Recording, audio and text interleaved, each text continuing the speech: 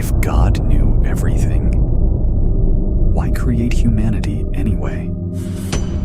In the year 397 AD, in the coastal city of Hippo Regius in Roman North Africa, night arrived slowly. The Mediterranean wind carried the scent of salt and damp stone through the narrow streets. Oil lamps flickered behind wooden shutters. Somewhere in the distance, a cartwheel creaked against cobblestone, and a dog barked once before the city returned to silence. Inside a modest bishop's residence, a man sat alone with parchment. His name was Augustine of Hippo. The room was quiet except for the soft scratching of a reed pen against paper. Ink stained his fingers. A single lamp burned beside him, throwing long shadows against the walls, where shelves of scrolls leaned like tired soldiers.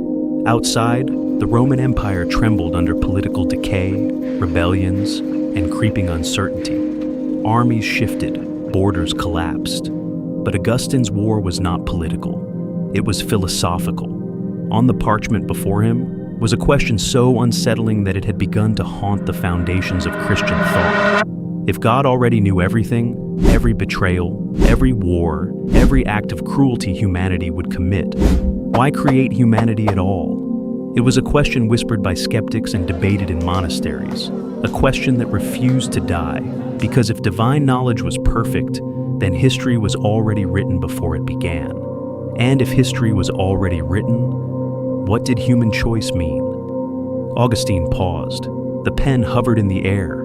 For years he had wrestled with the problem in sermons and letters. It lingered in his thoughts during prayer, during meals, during long walks through the dusty roads of Hippo. The contradiction was impossible to ignore. Christian doctrine insisted on two truths that seemed to collide like opposing tides.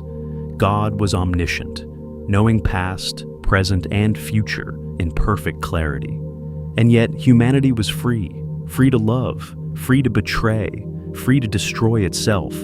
But if God knew in advance that humanity would fall into sin, rebellion, and suffering, then creation itself looked almost reckless. Why begin a story already destined for tragedy?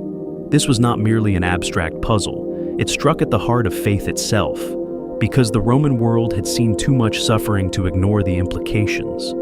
Cities burned, plagues swept through populations, empires collapsed. If God knew all of this beforehand, then creation was not an accident. It was intentional, and that made the question far more unsettling. Augustine leaned back in his chair. Outside, clouds drifted across the moon. He had not always been a bishop, nor a defender of Christian theology. In his youth, he had lived restlessly, searching through philosophies, chasing ambition, wrestling with doubt. He knew the restlessness of the human mind because he had lived inside it, which meant he understood the danger of this question. If people believed the future was predetermined, then morality could collapse into fatalism. Why resist evil if the outcome was already known? Why struggle at all? And yet, Augustine sensed something deeper hidden inside the paradox. Perhaps the mistake was imagining God's knowledge the same way humans experience knowledge. Human beings lived inside time, past behind them, future ahead of them. Choices unfolding moment by moment like pages turning in a book. But God, Augustine proposed, might not read the book the same way. God did not wait for tomorrow to arrive. God saw the entire story at once, like a reader standing outside the pages. From that vantage point, divine foreknowledge did not cause human actions. It simply observed them. The difference was subtle, but it changed everything. A teacher watching a student fail an exam does not cause the failure simply by knowing it will happen. Knowledge does not equal control. Augustine dipped his pen again into the ink. Slowly, deliberately, he began to write. Human freedom, he argued, must remain real because love itself required freedom. Without it, obedience would be mechanical. Worship would be empty ritual. Love chosen freely carried meaning. Love programmed carried none. Which meant the possibility of evil was not a design flaw. It was the price of freedom. The room felt smaller now, thick with thought.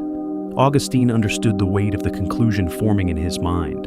If freedom was real, then suffering was not entirely preventable. Humanity had been given something dangerous, the power to shape its own moral destiny.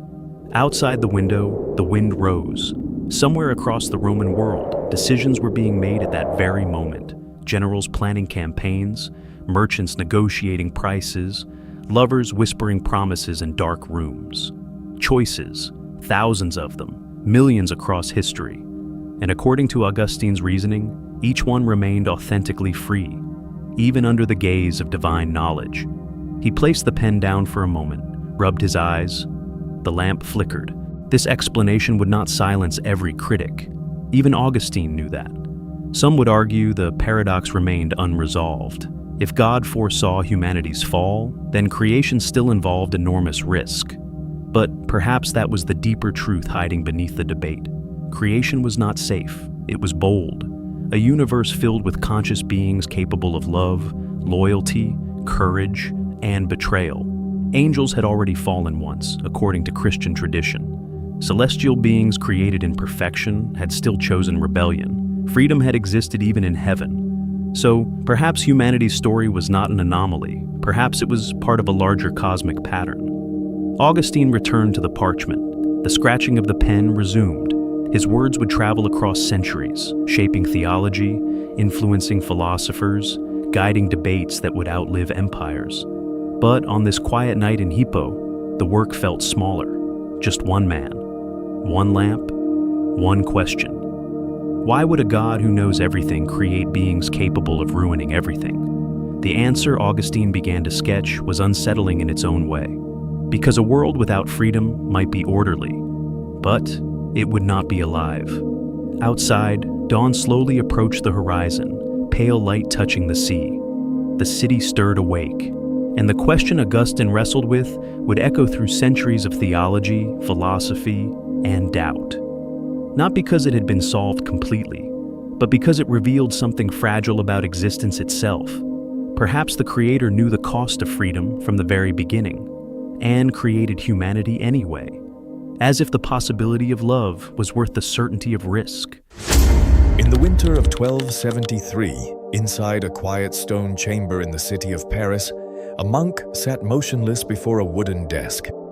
Outside, the bells of the university quarter echoed through narrow medieval streets. Students argued in Latin under archways. Horses clattered across frozen stone. Smoke curled upward from bakeries preparing the morning's bread. But inside the Dominican priory, the room was still. The monk dipped a quill into black ink and began another line of thought. His name was Thomas Aquinas. The candle beside him flickered against thick parchment pages, already crowded with careful handwriting. Stacks of manuscripts surrounded him like small fortresses of thought. Logic, theology, Aristotle's philosophy, translated from Arabic scholars.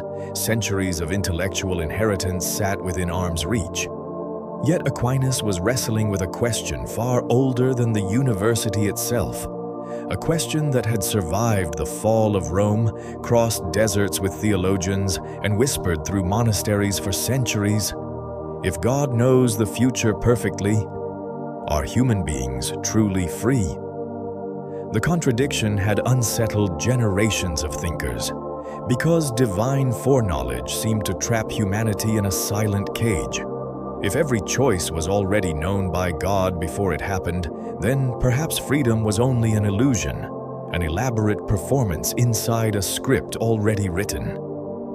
Some philosophers had reached a troubling conclusion. Perhaps humans were not free at all. Perhaps they were actors reciting lines in a cosmic play.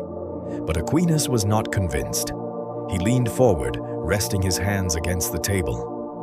Outside, a cold wind brushed against the monastery walls. Somewhere in the courtyard, a door creaked open. Footsteps passed. The world moved. Choices unfolded everywhere, and Aquinas believed those choices were real. The mistake, he thought, was imagining that God experienced time the same way humans did. Humans lived inside time's river, moment after moment, past dissolving behind them, future approaching like an unseen horizon. But God, Aquinas argued, existed outside the river entirely. From that vantage point, God did not predict the future the way a fortune teller predicts an event. God simply saw it, all of it, past, present, future. simultaneously. Aquinas had borrowed the idea from earlier philosophers, but he refined it with the precision of a mathematician. Imagine a man standing on a mountain overlooking a winding road. From the road itself, travelers can only see the path immediately ahead. Each turn is uncertain, but the observer on the mountain sees the entire route at once. Every traveler, every intersection, every destination, yet the observer does not cause the travelers to walk their path. He only sees it. That was Aquinas' insight. God's knowledge does not force human decisions. It simply observes them from a perspective beyond time. He paused, considering the weight of the argument. Because if this was true, then freedom remained intact. Human beings were not puppets. Their decisions were genuinely their own. But the solution introduced another unsettling realization. If freedom was real, then the possibility of evil was unavoidable. Aquinas knew the evidence was everywhere. Europe was a landscape of conflict. Wars between kingdoms, betrayals between allies, famines, political assassinations. Even within monasteries, monks struggled with pride, ambition, envy. Human nature was fragile, and yet Christian theology insisted that God had intentionally created this fragile species. Aquinas dipped the quill again. Ink darkened the page. He wrote slowly, constructing arguments with careful logic. Love, he concluded, could not exist without freedom. A forced act of love is not love at all. It is obedience. True love requires the possibility of refusal, the ability to say no, which meant God had created a universe where loyalty, compassion, and goodness could emerge freely, but only by accepting the risk that they might also fail. The design of creation, therefore, was not mechanical. It was relational. God had not built a world of perfect robots. He had created beings capable of choosing courage, choosing betrayal, choosing mercy, or choosing cruelty. The paradox deepened, because this meant divine wisdom had knowingly allowed the possibility of suffering. The deaths, the wars, the betrayals, none of them were accidents inside the system. They were risks embedded in the structure of freedom itself. Aquinas leaned back, exhaustion touching his face.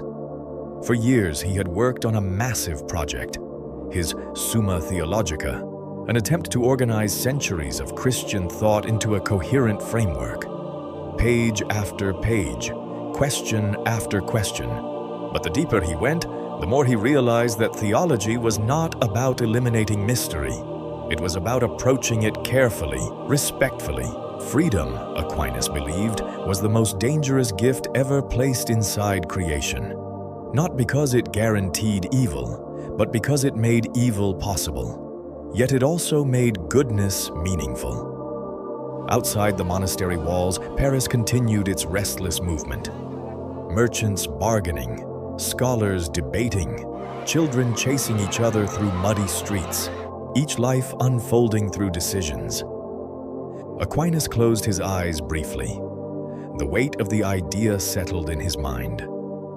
God had created a universe where love was not inevitable. It had to be chosen, which meant the story of humanity was not a perfectly controlled design. It was something far more fragile. A moral experiment unfolding across centuries. Some would call that reckless. Others would call it profound. Years later, Aquinas would experience a mysterious spiritual vision during Mass that left him silent. According to witnesses, he stopped writing afterward, telling his secretary that everything he had written felt like straw compared to what he had seen. But the pages he had already completed would travel across history, influencing philosophers, guiding theologians, shaping debates about freedom that still echo today. Because the question had not disappeared.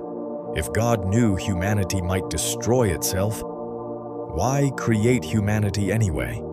Aquinas' answer did not eliminate the risk. It explained it. Freedom was not a flaw in the system. It was the system. And somewhere within that fragile structure, human beings were still making choices every day, choices that no divine foreknowledge could force, only witness. The medieval bells rang again through the streets of Paris, and beneath their echo lingered a quiet, unsettling possibility. Perhaps the Creator did not design a world guaranteed to succeed. Perhaps He designed one capable of meaning. In the autumn of 1974, inside a quiet office at a Midwestern American university, a philosopher closed the door and turned toward a chalkboard already filled with symbols. The building was plain. Fluorescent lights hummed softly overhead. Outside, students crossed the campus lawns beneath drifting yellow leaves. The Cold War defined the global atmosphere. Nuclear anxiety hung in the background of daily life. Science was advancing faster than ever before, mapping galaxies, decoding DNA, questioning ancient beliefs. But in this modest office, the argument unfolding was older than civilization. The philosopher picked up a piece of chalk. His name was Alvin Plantinga. For centuries, philosophers had returned again and again to the same unsettling accusation against faith. If God is all-powerful and perfectly good, why does evil exist? The problem had destroyed entire belief systems: wars, genocide, cruelty, natural disasters. The evidence seemed overwhelming. If a divine creator truly governed the universe, then the persistence of suffering looked like a failure of design. Or worse, a failure of morality. By the 20th century, many philosophers believed the argument had already been settled. Theologians, they said, had no satisfactory answer. But Plantinga believed the argument contained a hidden assumption. And assumptions, he knew, were where philosophy often hid its weaknesses. He placed the chalk against the board and wrote slowly. The question had always been framed the same way. If God is omnipotent, then surely God could create a world containing free creatures who always choose good. But Plantinga saw a subtle flaw inside that logic. Freedom itself might make that world impossible. He stepped back, studying the symbols forming across the board. The office smelled faintly of chalk dust and old paper. A stack of philosophy journals leaned against the wall. Outside the window, wind pushed leaves across the sidewalk like small waves of gold. Plantinga had spent years studying the arguments of atheistic philosophers who claimed evil logically disproved God's existence. It was called the logical problem of evil. The claim was simple: God and evil cannot coexist. Yet Plantinga suspected the argument was built on a misunderstanding of what freedom truly meant. Because freedom is not merely the ability to act, it is the ability to choose otherwise. Which means no authority, not even divine power, can guarantee that a free creature will always choose the right path. To guarantee the outcome would remove the freedom itself. Plantinga began sketching a philosophical model. Imagine a universe filled with genuinely free beings, each one capable of love, compassion, loyalty, but also capable of jealousy, betrayal, cruelty.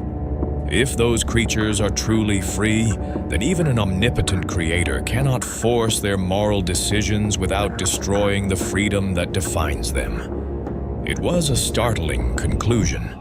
Not because it weakened divine power, but because it redefined it. Omnipotence, Plantinga argued, does not mean the power to create logical contradictions. God cannot make a square circle, and God cannot create a creature who is both completely free and incapable of choosing wrongly. The very concept collapses under its own logic. He underlined the argument on the chalkboard. This idea became known as the free will defense. It did not claim to explain every instance of suffering. It did something more precise. It showed that the existence of evil does not logically contradict the existence of an all-powerful, perfectly good God. Because a world with freedom might necessarily include the risk of moral failure. Plantinga leaned against the desk. For a moment, the room was silent. Philosophy rarely feels dramatic. There are no explosions, no visible victories, just quiet arguments unfolding across decades. But the implications of this argument were enormous. For centuries, critics had insisted the existence of evil logically disproved God. Plantinga had shown that the logical contradiction did not hold. The door to belief, philosophically speaking, was still open. Yet even he understood something important. This argument did not remove suffering from the world. It did not explain every tragedy. It only clarified the structure of the problem. Freedom was still dangerous. Outside the university building, ordinary life continued. Students laughed. Cars passed on nearby streets. Somewhere, a radio played faint music through an open dormitory window. Everywhere, choices were being made. Small ones, large ones, some kind, some cruel. Plantinga walked to the window. The campus looked peaceful in the autumn light, but history beyond those trees told a harsher story. World wars, genocides, revolutions, human cruelty on unimaginable scales. If God had created free creatures, then those creatures had used that freedom to shape history itself, for good and for devastation. The ancient theological question had not disappeared. It had simply evolved. Why would a God who knew the cost of freedom still create beings capable of destroying each other? Plantinga believed the answer might lie in something deeper than control, meaning a universe where love, courage, sacrifice, and loyalty emerge freely might be more valuable than a perfectly controlled world without choice. A world where goodness is inevitable carries no moral weight, but a world where goodness must be chosen again and again contains something extraordinary: responsibility. He erased part of the chalkboard slowly. The argument was complete, but the mystery remained. Philosophy could clear away contradictions. It could sharpen the questions, but it could not remove the human struggle embedded in freedom itself. Outside, the wind lifted another wave of golden leaves across the campus lawn. In countless homes across the planet, people were making choices that would shape their futures. Parents forgiving children, leaders deciding the fate of nations, strangers choosing kindness or indifference. Each decision small on its own, yet together they formed the moral story of humanity. Perhaps the Creator knew that story would include darkness, but perhaps he also knew something else. That within the fragile architecture of freedom, human beings would sometimes choose love when they did not have to. And that possibility alone might have been enough reason to begin the story. Perhaps the Creator knew the cost of freedom from the very beginning. The wars, the suffering, the choices that would fracture history. And still, creation began, not because the outcome was guaranteed, but because something more valuable was possible. A world where love is not programmed, but chosen, again and again. And maybe that is the risk that gives existence its meaning. Not certainty, but the freedom to become something more.